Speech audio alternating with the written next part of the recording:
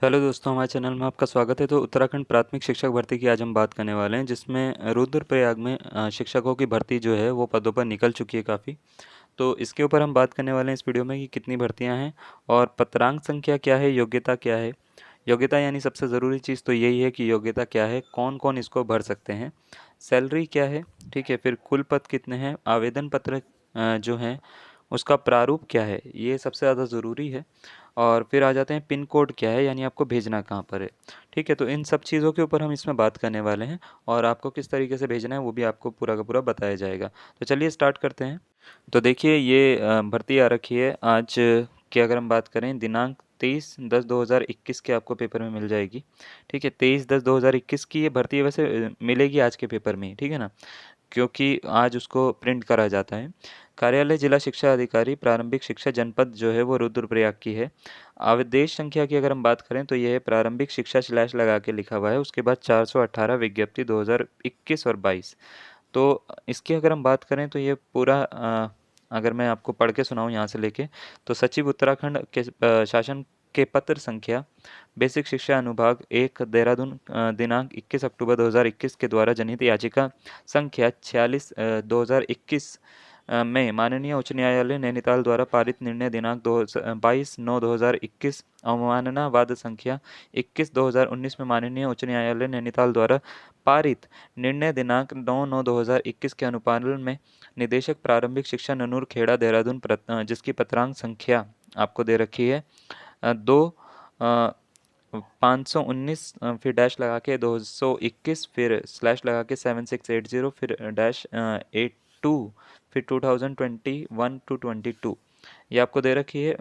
उसके बाद दिनांक 21 अक्टूबर 2021 के द्वारा प्रदत्त निर्देशों के क्रम में उत्तराखंड राज्य की प्रारंभिक शिक्षा सेवा संशोधन नियमावली जो कि 2012, इसको दोबारा से संशोधित कर दिया गया था 2019 में, निहित प्रावधानों में जो जनपद रुद्रप्रयाग में है उसमें राजकीय प्राथमिक विद्यालयों में सहायक अध्यापक ग्रेड 3 जिसका वेतनमान आपको दे रखा है 35,400 से 1,12,400 लेवल 6 की पोस्ट है के पदों पर दिव्यांगजन श्रेणी के बैकलॉग के रिक्त पदों हेतु जो है आवेदन पत्र आमंत्रित किए गए हैं। दो बातें क्या कि इसका वेतनमान जो है वो है 35,400 से 1,12,400 पे, और ये जो है दिव्यांगजन श्रेणी के जो बैकलॉग के पद हैं उन पर ये है। ठीक है, तो दिव्यांगजन श्रेणी पहली बात तो ये आ गई, उसके बैकलॉग के पदों के लिए है। टोटल रिक्तियों की संख्या अगर हम बात करें तो वो है 15 हैं। और अहर्ता की अगर हम बात करें तो सबसे पहले तो इसमें अर्हता से पहले ये बहुत बड़ा है, इसको बाद में पढ़ते हैं। यह है 21 से 42 वर्ष जो है वो आयु होनी चाहिए। जो आयु की जो गणना होगी वो 1 जुलाई दो 2021 से आपको करनी है। ठीक है, 1 जुलाई 2021 से आपको करनी है। उसके बाद भारत में अर्हता की अगर हम बात करें, विधि द्वारा स्थापित किसी भी विश्वविद्यालय से जो है स्नातक की उपाधि होनी चाहिए कि, और परंतु यह है कि सहायक अध्यापक प्राथमिक के पदों पर विज्ञापित पदों में से 50% विज्ञान और 50% विज्ञानेतर विषय के होंगे। अब इसमें मतलब क्या है? इसका मतलब ये बिल्कुल नहीं है कि आपको 50% से पास करना है। इसका मतलब ये है कि 50 जो भी टोटल पद आए हैं उसमें उन्होंने 50-50 में बांट रखा है। ठीक है, 50% जो है विज्ञान के हैं, 50% जो है वो विज्ञानेतर श्रेणी के हैं। ठीक है, विज्ञान के पदों को जो है उसमें भी उनको भी बांटा गया है। विज्ञान विषय के पदों के अंतर्गत जो है 40% पद जो है वो स्नातक स्तर पर होंगे भौतिक विज्ञान के और गणित के, और 40% पद जो हैं रसायन विज्ञान, वनस्पति विज्ञान और जंतु विज्ञान। ठीक है, उसके बाद 20% पद ऐसे होंगे जो स्नातक योग्यताधारी अभ्यर्थियों के लिए होंगे, जो अ, इन विषयों के अलावा अदर, जिसको हम बोलते हैं इतर बोल रखा है उन्होंने, अन्य विषयों से स्नातक होंगे विज्ञान में ही। ठीक है, और जिनके द्वारा डीएलएड जो है प्रवेश परीक्षा विज्ञान वर्ग के अंतर्गत उत्तीर्ण की गई है उनके लिए आरक्षित रहेंगे वो। ठीक है, वो सीट मतलब। उसके बाद विज्ञानेतर विषय की अगर हम बात करें, 15% जो है वो इंग्लिश भाषा के लिए होंगे, 15% जो होंगे वो हिंदी भाषा के लिए होंगे, 70% जो होंगे वो मानविकी वर्ग के लिए होंगे। ठीक है, उसके बाद बोला क्या गया है, उत्तराखंड राज्य द्वारा किसी भी विश्वविद्यालय से आपको इंटरमीडिएट और हाई स्कूल जो है वो करा होना चाहिए आपका। ठीक है, या इसके समकक्ष जो है कुछ ना कुछ आपकी क्वालिफिकेशन होनी चाहिए। समकक्ष कुछ मतलब वही है, एक तरह से यही करा होना चाहिए आपको। परंतु ये उन लोगों के लिए नहीं है जिनके पेरेंट्स हो गए या कोई ऐसे हो गए, पति हो गए, वो पति तो नहीं, पेरेंट्स हो गए, वो सैनिक या अर्धसैनिक सैनिक बलों में कार्यरत हों और राज्य सरकार से के द्वारा उनको जो है बाहर भेजा गया है, या मतलब वो बाहर गए हों, ठीक है, जिसके वजह से जो है आपको थोड़ी सी छूट मिल जाएगी उनके लिए। तो उसके बाद क्या लिखा हुआ है कि आपने राज्य के किसी जिला शिक्षा प्रशिक्षण संस्थान या केंद्र से प्रारंभिक शिक्षा शास्त्र में द्विवर्षीय डिप्लोमा यानी डीएलएड किया हो, जिसे पहले बीटीसी के नाम से जाना जाता था, या उसके समकक्ष राष्ट्रीय अध्यापक शिक्षा परिषद से मान्यता प्राप्त संस्थान से प्रारंभिक शिक्षा शास्त्र में द्विवर्षीय डिप्लोमा डीएलएड या 4 वर्षीय बीएलएड या 50% अंकों से स्नातक की उपाधि के साथ एनसीटी द्वारा मान्यता प्राप्त संस्थान से स्नातक यानी बीएड या शिक्षा शास्त्र विशेष शिक्षा में द्विवर्षीय डिप्लोमा यानी डीएड किया हो। और इसके साथ ही लिखा हुआ है 1 से 5 तक पढ़ाने के लिए एक ब्रिज कोर्स भी जो है वो एनसीटी द्वारा जो है वो आपको करना पड़ेगा, ऐसा उन्होंने लिखा हुआ है। उसके बाद क्या लिखा हुआ है कि राष्ट्रीय अध्यापक शिक्षा परिषद द्वारा मार्गदर्शी सिद्धांतों के अधीन राज्य सरकार या केंद्र सरकार द्वारा आयोजित परीक्षा अध्यापक पात्रता परीक्षा जो फर्स्ट वाली है यानी सीटेट 1 या यूटेट 1 जो है वो आपकी उत्तीर्ण होना अनिवार्य है, ठीक है। तो ये सब लिखा हुआ है इसमें।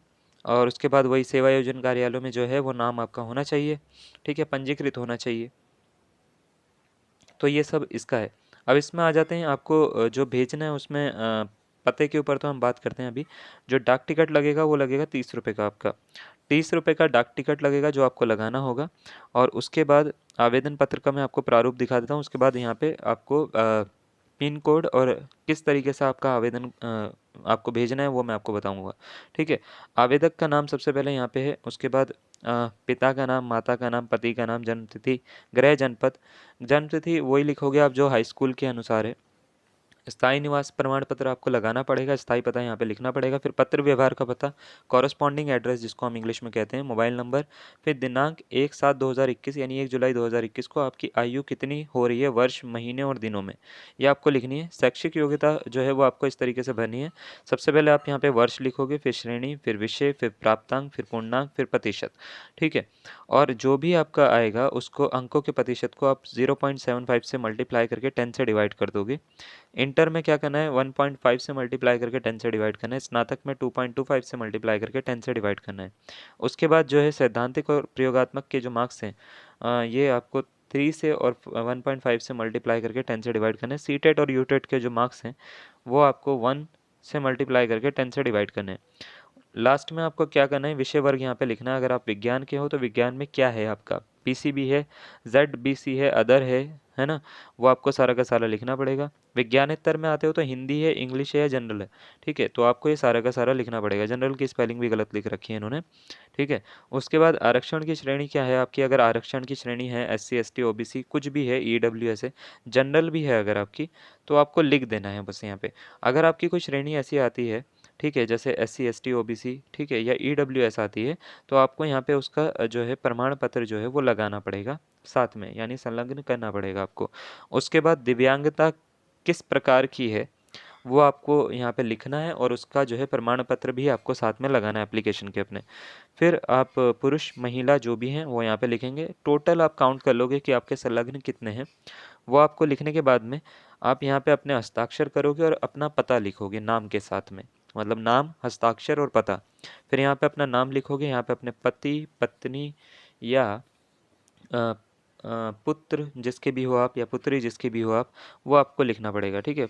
पति तो नहीं, पत्नी तो नहीं, पति का नाम आपको लिखना पड़ेगा अगर आपकी शादी हो गई है तो। फिर यहाँ पे आपको दिनांक लिखनी है जिस तारीख को आप कर रहे हो इसको।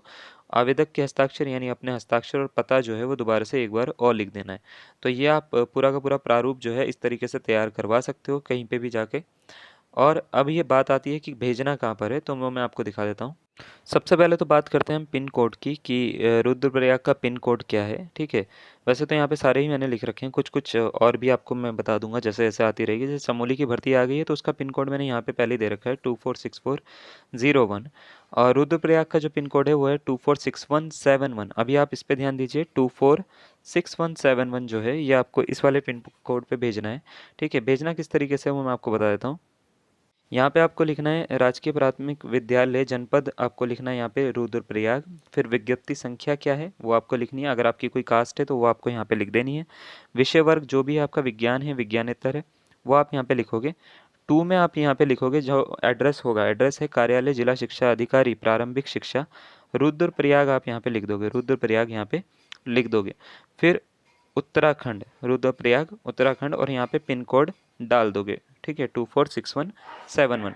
उसके बाद आपको क्या करना है, यहाँ पे अपना पता पूरा का पूरा डालना है। फॉर एग्जाम्पल मान लेते हैं आपका नाम जो है वो इस समय आशीष पंत है, कुछ भी मान लेते हैं अपना नाम, है ना, आशीष पंत है, और ये आपका एड्रेस है, तो यहाँ पे आपका अपना एड्रेस लिखना है, अपना पिन कोड लिखना है, और आप इसको जो है भेज सकते हो, ठीक है। तो फिर भी आपको अगर कहीं पे कोई भी डाउट आता है, अभी चमोली की जो आ गई है उसके बारे में भी मैं आपको बताने वाला हूँ अगली वीडियो में, तब तक के लिए बने रहें। कोई भी डाउट आता है तो आप हमारे को कमेंट करके ज़रूर पूछ सकते हैं। तब तक के लिए धन्यवाद, थैंक यू।